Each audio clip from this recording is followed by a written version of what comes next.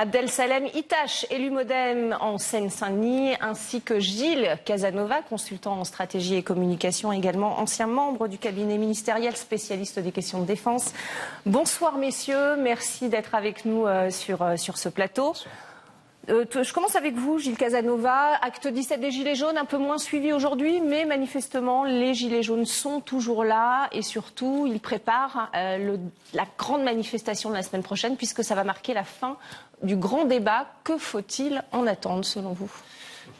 Les Gilets jaunes sont un mouvement de très longue distance qui a une très grande profondeur et qui est installé dans le pays à partir de cette idée de l'égalité qui structure la France depuis plus de 300 ans, qui est cette idée qui a fait la Révolution française, cette idée qui a fait toutes les crises révolutionnaires qui ont suivi. Et les Gilets jaunes, qu'est-ce qu'ils disent ? Il faut le retour à l'ordre, un ordre juste qui remette l'égalité en tête et non pas un ordre qui donne le pas à toutes les minorités et en priorité à cette minorité qui a 1% de la population et 84% de la richesse. Et donc ce mouvement-là, quelle que soit la force d'une manifestation un samedi et la faiblesse d'une manifestation un autre samedi, c'est quelque chose d'ancré très profondément dans les profondeurs du pays.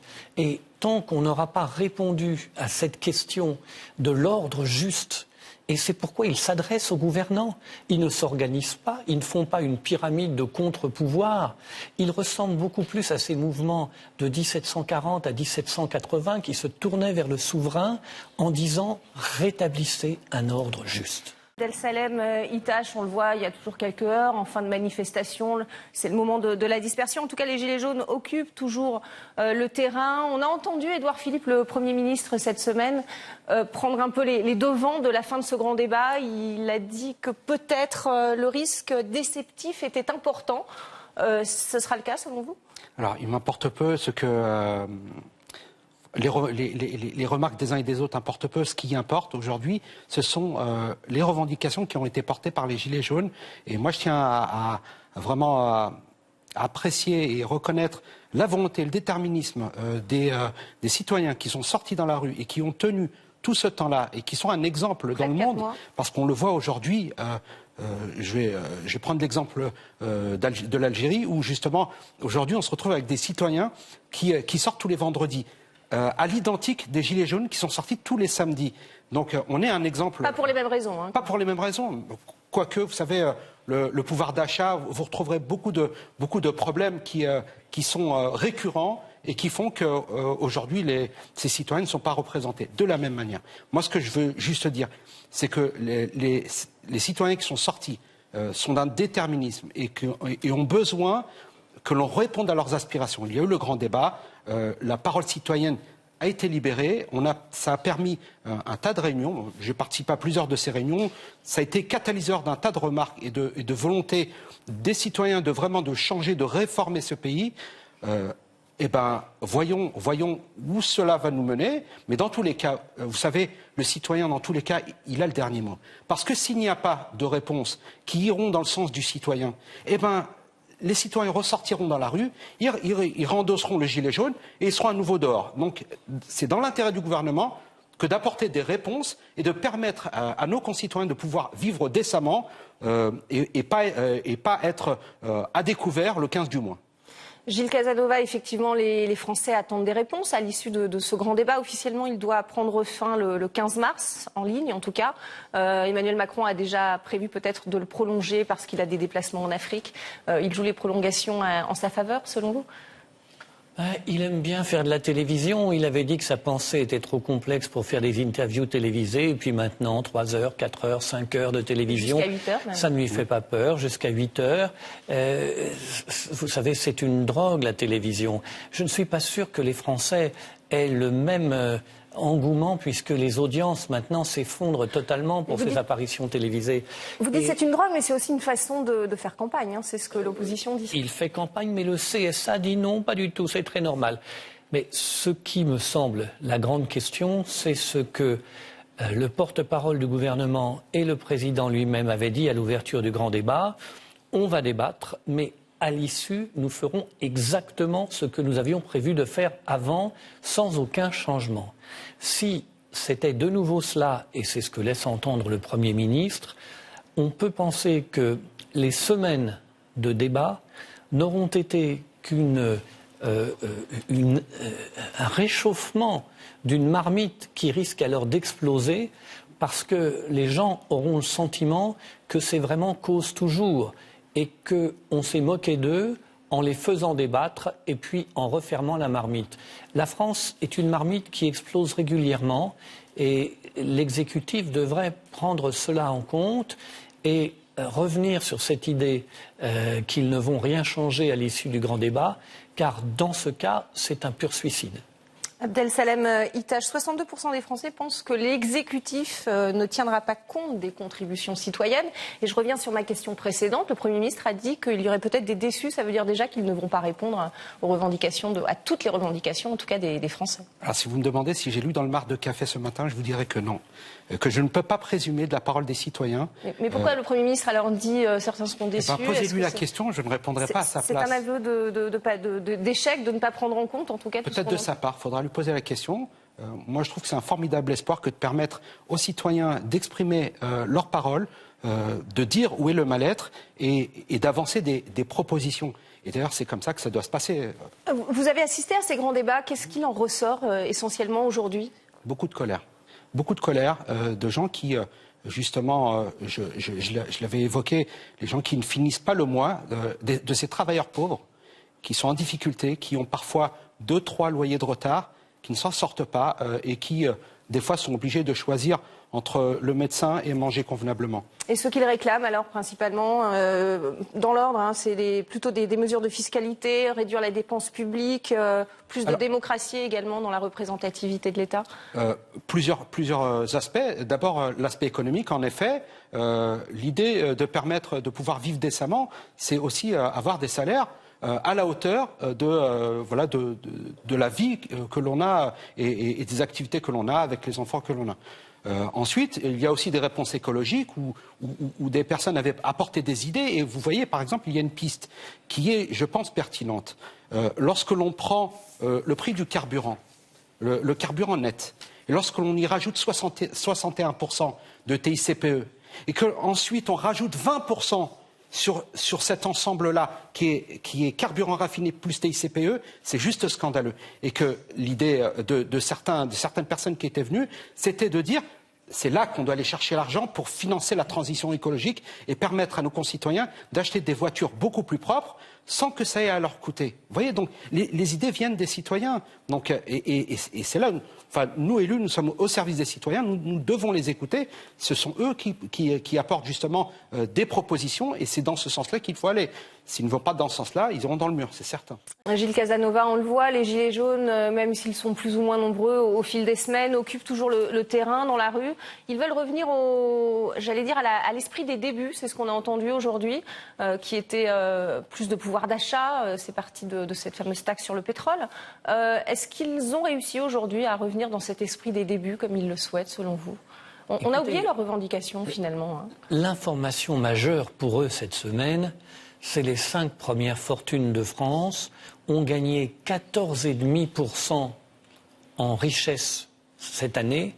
Et donc, ces 5 premières fortunes de France ont gagné plusieurs milliards. Et eux-mêmes ont toujours du mal à finir le mois.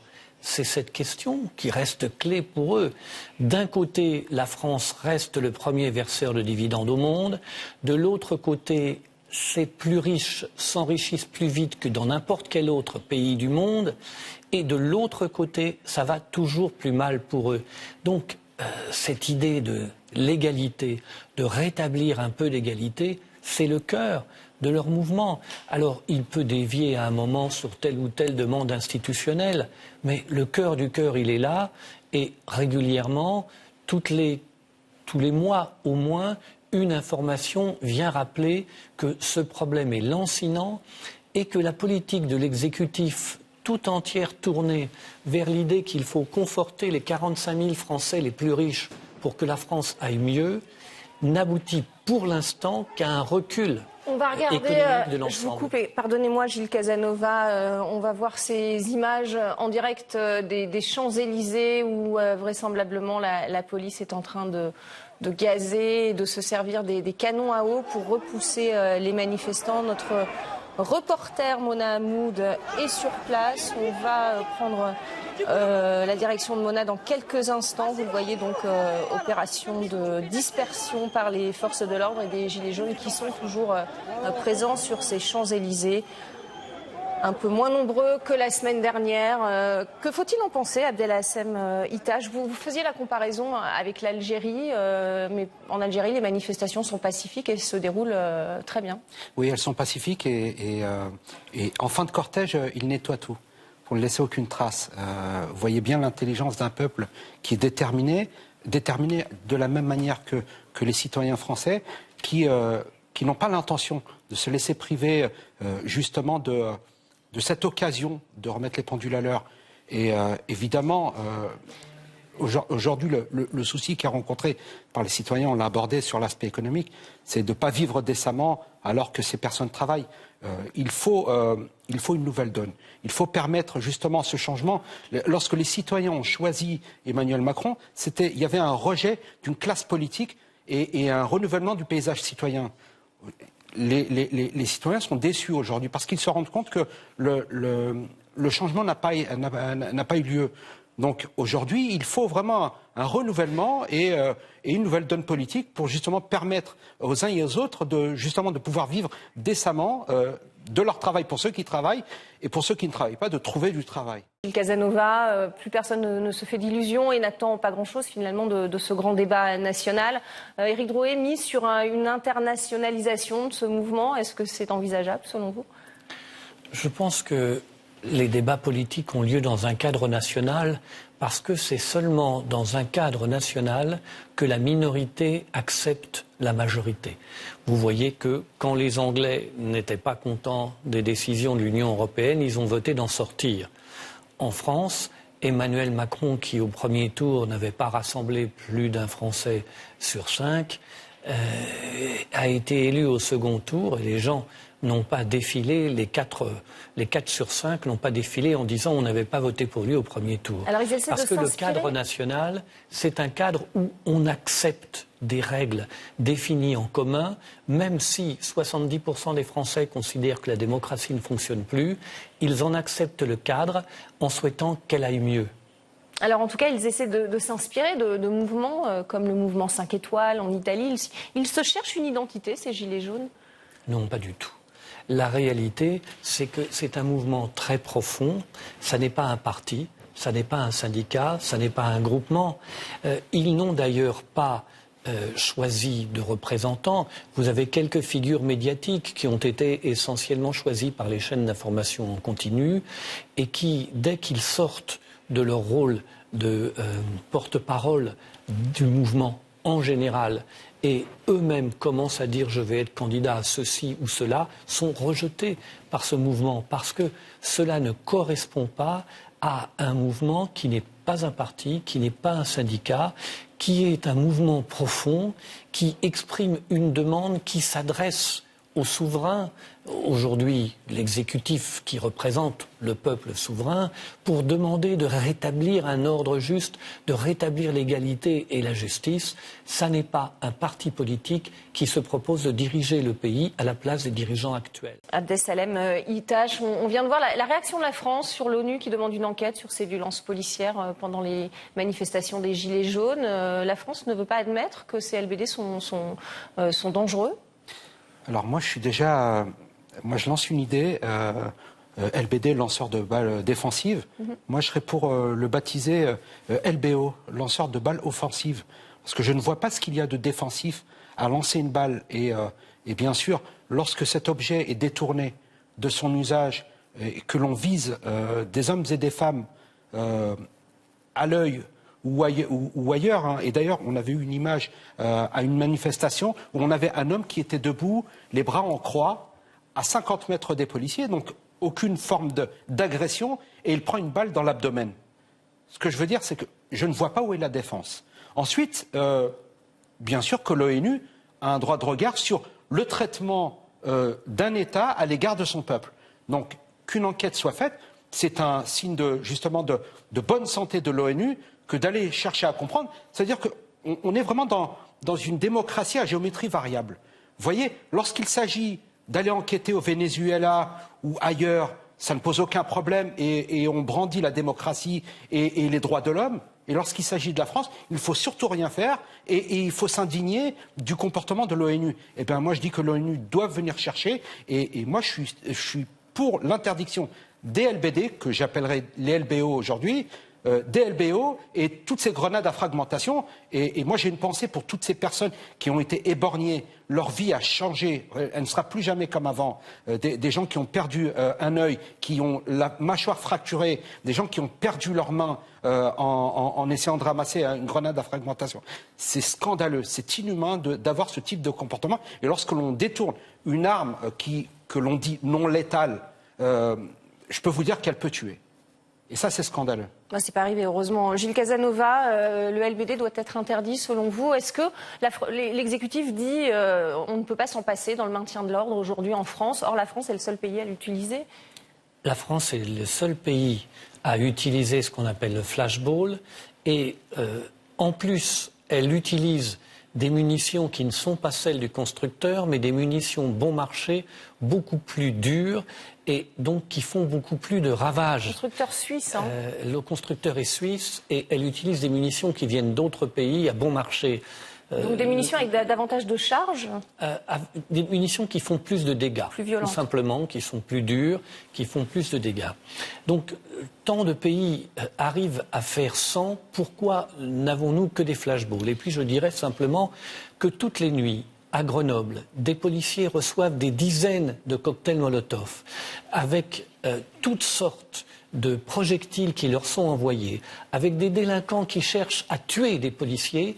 Et là, les consignes sont de ne pas bouger, d'en faire le moins possible et de ne pas le montrer sur les médias. Et ensuite, quand on est en face des manifestations de gilets jaunes, la consigne est d'envoyer des forces qui ne sont pas spécialistes du maintien de l'ordre, mais qui sont la nuit dans les banlieues et de les envoyer avec des flashballs et des grenades de défense en leur disant qu'elles peuvent y aller sans restriction, larga manu, comme on dit en latin. On voit bien qu'il y a là un comportement très inhabituel et aussi des phénomènes comme on a vu tout à l'heure, c'est-à-dire depuis 30 ans, on ne le fait plus en termes de maintien de l'ordre, ça s'appelle une nasse, c'est-à-dire qu'on ferme toutes les issues. C'est ce qu'on voit actuellement sur les Champs-Élysées. Voilà, on gaze les manifestants au milieu. Mais en réalité, il s'agit d'une punition. Il s'agit d'une punition pour dissuader. C'est contraire à la doctrine du maintien de l'ordre, puisque là, il s'agit d'organiser un désordre. La punition, elle ne peut être donnée que par un juge. Elle ne peut pas être donnée par le ministre de l'Intérieur, le préfet de police et des policiers qui punissent les gens. C'est contraire à la séparation des pouvoirs que déjà Montesquieu évoquait. Abdel-Salem Itache, samedi prochain, les Gilets jaunes ont déjà appelé à une forte mobilisation dans la capitale, un sit-in, un mouvement plutôt statique. C'est ce qu'il y a de plus compliqué à gérer a priori pour les forces de l'ordre. Quels sont les enjeux de la semaine prochaine qui marquera la fin du grand débat? Quels sont les enjeux? Moi, la question que je me pose, on est devant un sitcom de très mauvais goût. Parce que les citoyens n'ont qu'une envie, c'est que ça s'arrête et que les revendications soient justement portées plus haut et qu'ils apportent une réponse. Un référendum?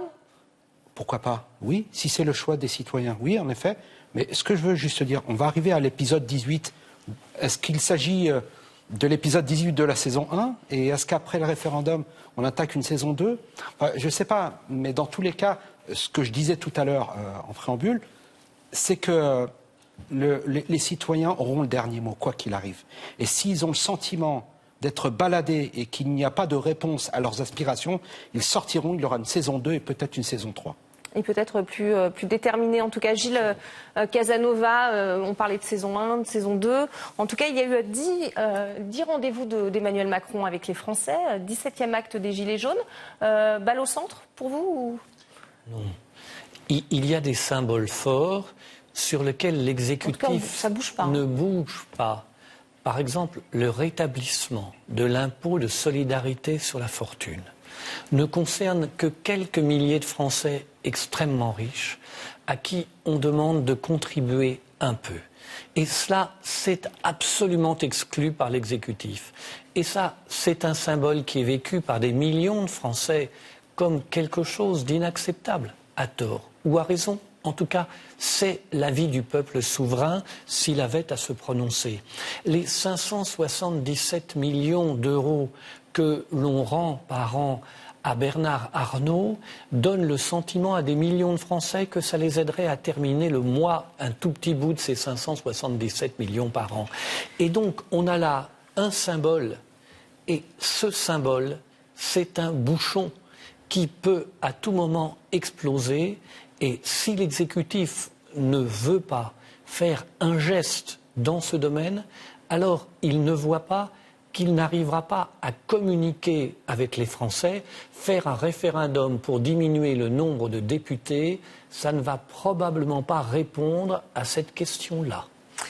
Abdel-Salem Ittache, faire contribuer les plus riches à l'effort fiscal, ils contribuent déjà beaucoup, mais est-ce qu'il faut les faire contribuer davantage avec cet ISF qu'il faudrait supprimer? Le gouvernement réfléchit plutôt à des tranches supplémentaires, enfin c'est pas encore très clair. Ce serait ça la solution pour établir une justice fiscale selon vous? Déjà à l'époque, François Bayrou, qui murmurait à l'oreille du président, il lui avait dit que c'était une très mauvaise idée que de retirer l'ISF. Et demander plus à ceux qui ont plus pour donner plus à ceux qui ont moins, c'est une mesure qui est de bon sens. Nous demandons un effort à l'ensemble des Français. Quoi de plus normal que demander aux gens qui, justement, brassent des millions, pour ne pas dire des milliards... D'autant que ces gens-là, on a vu, selon une dernière enquête, ils sont encore plus riches. Aujourd'hui, leur richesse a augmenté et ils ont gagné en pouvoir d'achat près de 10%, alors que les Français, eux, en perdent actuellement. Raison de plus pour leur demander un petit peu plus, évidemment. Mais bien sûr, mais c'est un marqueur important. Qu'est-ce qui anime les Français aujourd'hui? C'est l'injustice sociale. Et on l'a dit, et je vais encore le redire, mais lorsque l'on ne vit pas décemment de son travail, et qu'à côté on entend Bernard Arnault qui engrange 577 millions, c'est marrant, c'est le nombre de députés, enfin, 577, c'est le nombre de députés à l'Assemblée. Donc c'est facile à retenir. Mais c'est d'une indécence, que de voir des gens qui crèvent de faim, je vais le dire comme ça, mais qui crèvent de faim, et expliquer que ces personnes doivent justement contribuer à l'effort national, alors qu'eux n'arrivent pas à remplir le frigo. Vous voyez, c'est là où... Oui, parce que pour eux, la vie continue et la situation est la même pour eux chaque mois, depuis ces 4 mois de mobilisation. Mais comment voulez-vous leur demander un effort supplémentaire lorsqu'ils n'arrivent pas à finir le mois? Il faut apporter du sens aux choses. Et donner plus à ceux qui ont moins, c'est une règle fondamentale et essentielle que chaque président se doit justement de faire. Jacques Chirac avait fait campagne sur la fracture sociale. Aujourd'hui, nous sommes encore dans cette fracture sociale. Aujourd'hui encore, les gens n'arrivent pas à vivre décemment.